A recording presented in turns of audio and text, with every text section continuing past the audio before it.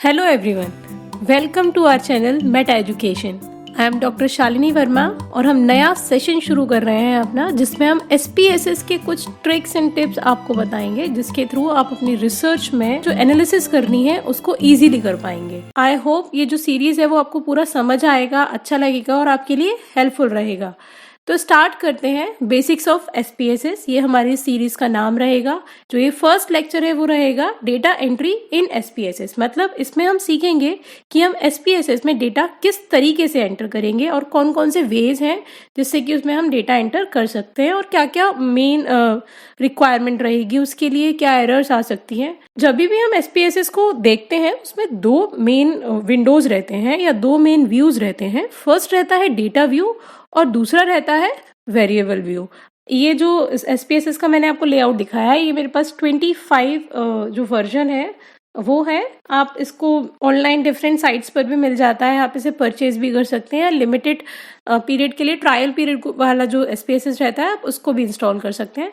इसमें अगर आप नीचे देख पा रहे होंगे, दो हमारे पास बटन दिख रहे हैं। पहला है डेटा व्यू, दूसरा है वेरिएबल व्यू। अब डेटा व्यू क्या करता है, ये एक ऐसी जगह है जहां पर हम अपना डेटा एंटर करते हैं।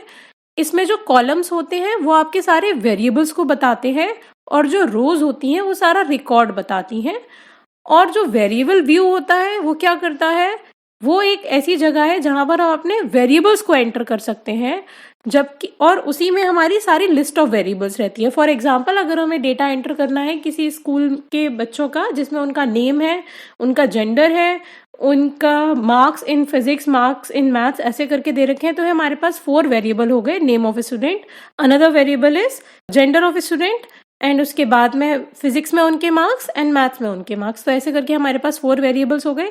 तो ये सारी लिस्ट ऑफ वेरिएबल्स हमारी वेरिएबल व्यू में रहती है और उसके कैरेक्टरिस्टिक्स की ये जो वेरिएबल है वो किस टाइप का है। फॉर एग्जांपल, अगर नेम है तो वो स्ट्रिंग टाइप का वेरिएबल होगा, मार्क्स है तो वो न्यूमेरिकल टाइप का वेरिएबल होगा। ये आपको डिटेल में हम बताते हैं। चलिए देखते हैं SPSS में किस तरीके से हम डेटा एंटर करेंगे।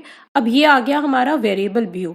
जब तक हमारे पास वेरिएबल व्यू में हम वेरिएबल डिफाइन नहीं कर देंगे, जैसे कि हम फोल्डर के अंदर फाइल्स रखते हैं ना, तो उसी तरीके से हमारे को यहाँ पर वेरिएबल व्यू में पहले वेरिएबल्स बनाने पड़ेंगे, तभी जाके उस वेरिएबल का हम नेम, उसका डेटा एंटर कर पाएंगे। आप देखिए डेटा व्यू में अभी आपको बिल्कुल क्लियर दिख रहा है, यहाँ पर ऊपर VAR दैट मीन्स वेरिएबल लिखा हुआ है बस, पर कोई नाम नहीं है। जैसे ही हम वेरिएबल व्यू में आके उस वेरिएबल का नाम डिफाइन करते हैं, फॉर एग्जाम्पल मैंने नाम दिया नेम ऑफ स्टूडेंट, मैंने ये नाम दे दिया, ठीक है। ये मेरा वेरिएबल का नेम हो गया। और वेरिएबल का नेम देते ही आप देखेंगे कि यहाँ पर जो उसके और अदर कैरेक्टरिस्टिक्स हैं, हमने कहा था ना कि वेरिएबल व्यू में कैरेक्टरिस्टिक्स भी रहते हैं, तो ये उसकी कैरेक्टरिस्टिक्स अपने आप आ गए। इनको हम एडिट करेंगे, अभी बताएंगे कि कैसे एडिट करते हैं। पर डेटा व्यू में आप देखते हैं, जैसे ही हमने नाम लिख दिया तो वहां पर मेरे पास क्या आ गया, नेम ऑफ स्टूडेंट। इससे पहले ये नहीं था। अब ये तो हो गया नेम। तो इसी तरीके से हम डिफरेंट वेरिएबल्स के नेम इस लिस्ट में, नेम वाला जो कॉलम है वहां पर वेरिएबल व्यू के अंतर्गत देते जाएंगे। अब दूसरा है टाइप। नेम ऑफ स्टूडेंट जो है हमारा वो एक स्ट्रिंग टाइप का होगा, ना कि न्यूमेरिक। तो हमें यहाँ पर क्लिक करना है, ये हमारे पास एक डायलॉग बॉक्स खुलकर आ जाएगा और इसमें डिफरेंट जो है टाइप दे रखे हैं। हमें केवल स्ट्रिंग सेलेक्ट करना है फॉर नेम, क्योंकि नेम में कुछ भी न्यूमेरिक जैसा नहीं होता है, हमें पूरा नाम देना होता है और इसे हम ओके कर देंगे, ठीक है। अब नेम हमें कितना बड़ा देना है, मतलब 15 का विड्थ हम ले सकते हैं कि 15 कैरेक्टर में हमारा नेम आ जाएगा। अब डेसिमल के लिए हम क्या करेंगे, ये केवल जब न्यूमेरिक डेटा देते हैं उसमें हमें डेसिमल का प्लेस देना होता है, स्ट्रिंग में डेसिमल का कोई काम नहीं है। अब ये है लेबल। लेबल में वो चीज दिखाई देती है जब हम इस डेटा को एनालाइज करते हैं। तो ये जो नेम होता है ना, यहाँ पर तो हम स्पेसिफिक नाम दे सकते हैं केवल। आपने देखा होगा कि मैंने नेम ऑफ स्टूडेंट में स्पेस नहीं लगाया।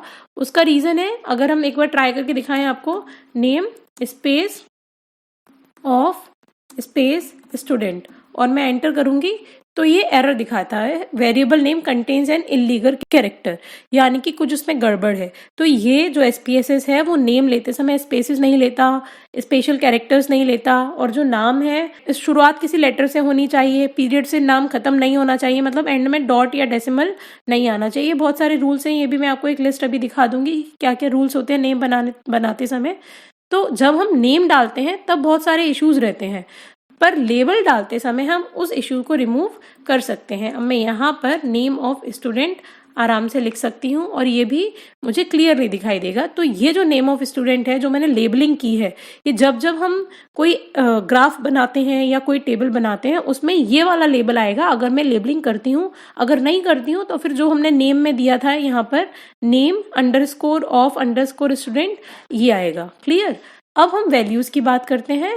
ये वैल्यूज जैसे अब मुझे पहला एक कैरेक्टर एक वेरिएबल तो मैंने यहाँ दे दिया, अब दूसरा वेरिएबल मुझे देना है जेंडर। ठीक है, विथ के लिए केवल 2 हम सेलेक्ट कर लेंगे, डेसिमल पॉइंट का हमें कोई ज़रूरत नहीं है। लेबल में फिर से यहाँ पर जेंडर ऑफ स्टूडेंट हमने ये डेटा दे दिया। अब वैल्यूज़ में हमें यहाँ पर बताना पड़ेगा, जैसे 2 जेंडर की अगर हम बात कर रहे हैं मेल एंड फीमेल, तो हमें यहाँ पर उनको डिफाइन करने पड़ेंगे, लेबल्स डिफाइन करने पड़ते हैं ये। तो वैल्यू में मैंने एक value they the for male, ठीक है, और इसको ऐड पे जाके ऐड कर दिया। ऐसे ही मैंने 2 वैल्यू दे दिया फॉर फीमेल और मैंने इसको अगेन ऐड पर जाके ऐड कर दिया। और हमने 3 वैल्यू दे दिया अदर्स, ठीक है, और मैंने ऐड पर जाके ऐड कर दिया एंड ओके कर दिया। अभी आपको इसमें तीनों वैल्यू दिखाई देने लग जाएंगी, मेल फीमेल एंड अदर्स। इसका यूज़ क्या होता है वो भी हम बताते हैं। अलाइनमेंट में हम देखते हैं कि ये राइट अलाइन करना है, सेंटर करना है या लेफ्ट अलाइन करना है। जो हमारा डेटा है वो एंटर हो जाए उसके बाद में रिमेनिंग को आपको बताते हैं। मेजर्स, ये मेजर्स जो हमने एक वीडियो बनाया था जिसमें हमने 4 स्केल्स ऑफ मेजरमेंट बताए थे, तो उसमें जो चारों स्केल ऑफ मेजरमेंट होते हैं उसका लिंक जो आपको ऊपर दिख जाएगा। अभी जो स्केल ऑफ मेजरमेंट होते हैं उसमें से ऑर्डिनल या नॉमिनल किस पर ये जा रहा है, अगर किसी पर नहीं जा रहा है तो हम स्केल को सेलेक्ट करेंगे। ठीक है, हायर जो स्केल्स होते हैं रेशियो और इंटरवल के लिए उसको स्केल को सेलेक्ट करते हैं, और अगर नॉमिनल या ऑर्डिनल में से किसी पर है तो हम इसको सेलेक्ट करते हैं। नॉमिनल या ऑर्डिनल ये किसको दिखा रहा है हमें वो देना पड़ेगा। अभी क्योंकि हमने स्ट्रिंग लिया है इसलिए ये हमें केवल ऑर्डिनल और नॉमिनल ही दिखा रहा है। अगर न्यूमेरिकल लिया होता तो ये हमारे को उससे ज़्यादा या स्केल वाला जो हम कैटेगरी बता रहे हैं वो दिखा रहा है। तो हमारे पास दोनों ही नॉमिनल में आएंगे। अब अगला मैंने लिया मार्क्स इन फिजिक्स, ठीक है। अब ये मेरा न्यूमेरिकल कैरेक्टर होगा और इसमें कितने मैं मार्क्स दे सकती हूँ, ज़्यादा से ज़्यादा 100 में से होगा तो 3 को लेते हैं। डेसिमल के बाद भी अगर लेना है तो 2 पॉइंट्स हम ले लेते हैं।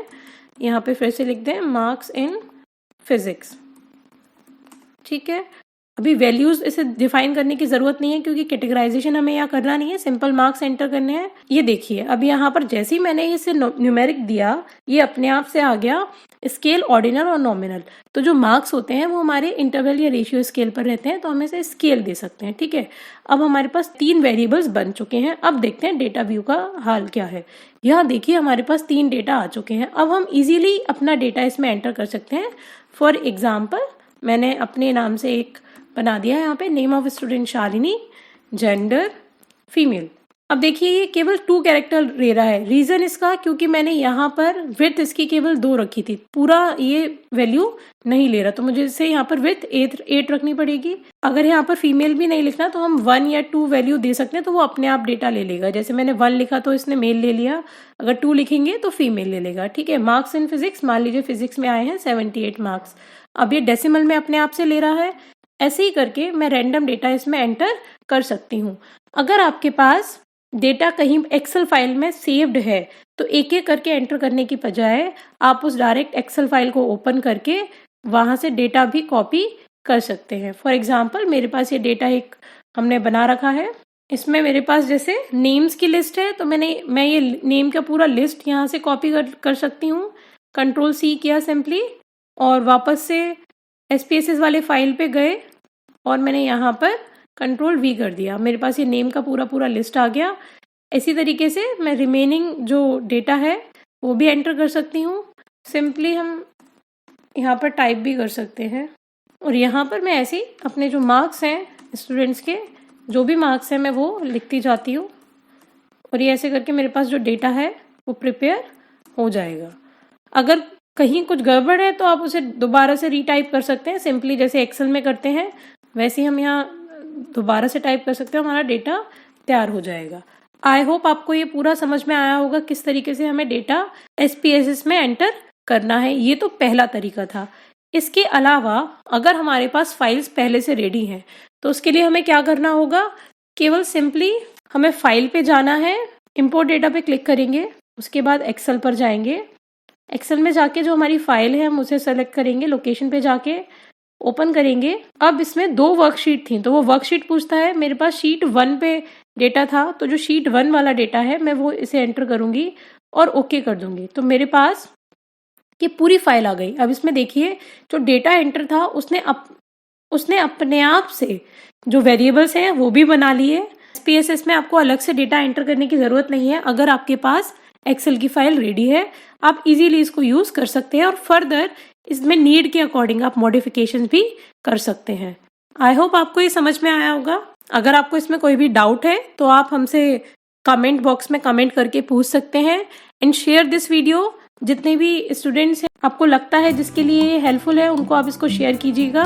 आई होप आपको ये समझ आया होगा कंटेंट। अगर आपको ये समझ आया है then please like this video, share with your friends जिनको इसका यूज है एंड सब्सक्राइब आवर चैनल अगर आप इस चैनल पर पहली बार आए हैं तो।